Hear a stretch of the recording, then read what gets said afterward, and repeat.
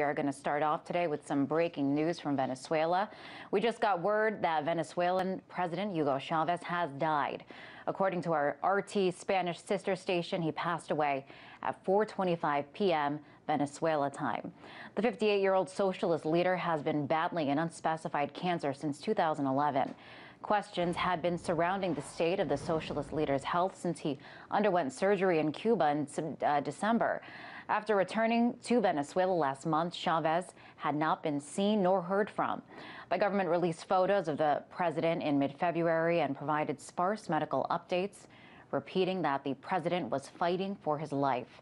Chavez was first diagnosed with cancer in the pelvic area in 2011 after surgery and chemotherapy treatment in both 2011 and 2012. He announced he had recovered in May of last year. Then, in December, Chavez went to Cuba to undergo a fourth round of surgery, naming Vice President Nicolas Maduro his preferred successor. The opposition condemned the government for its opaqueness over the president's health. Hugo Chavez was elected for another 6-year term as president in October of last year. An election for the now vacant seat should be held within 30 days. For more on his 14-year rule, RT correspondent Lucy Kafanov takes a look back on the leader's legacy. A military man known to many as El Comandante. Yes, it's a good one. It's going to work very well. A politician devoted to promoting Venezuela's role as a key player on the world stage. Often a singer, sometimes a dancer, occasionally a joker. Some people think I'm unable to speak in public for less than 5 hours. Who held back no punches from his foes. Yesterday, the devil came out here. Right here. And it smells of sulfur still today. Hugo Chavez may have had many faces, but it is certain that he was one of the most outspoken and influential leaders of the 21st century. The world first met him as a young paratrooper with a tank. His 1992 coup attempt was doomed to fail, but his dream of a radical leftist revolution was not.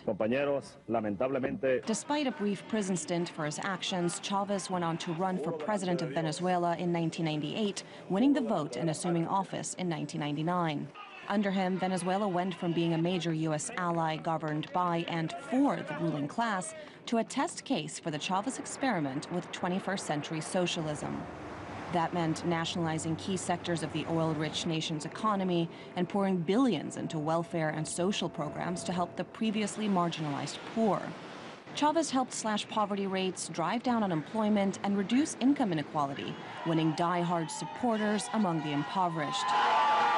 But his Venezuela was also one of the most corrupt nations on earth, with a murder rate exceeding that of Iraq. Charges of authoritarianism, suppressing the judiciary, and silencing the press dogged Chavez throughout his presidency.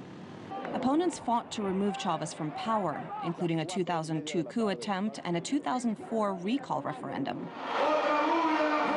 But he remained, winning another term in office in the 2012 election after facing the toughest electoral battle of his career. In his foreign policy, Chavez spearheaded the creation of today's anti-imperialist left-leaning bloc in Latin America, working to promote his vision of a multipolar world.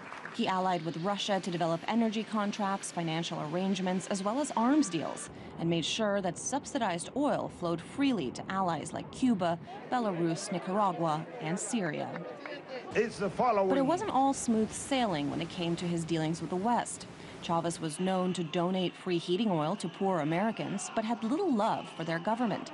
Relations have ranged from tense to outright hostility. The devil who tries to dominate the world. Venezuela is independent and free and will never be a North American colony.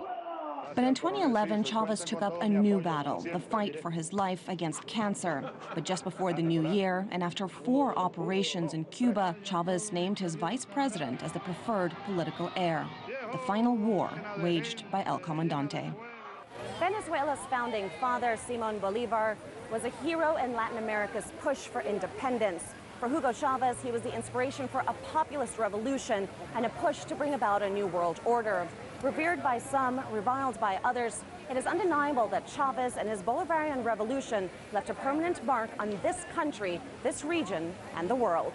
Lucy Kafanov, RT, Caracas, Venezuela. And we will be bringing you more details as this story develops.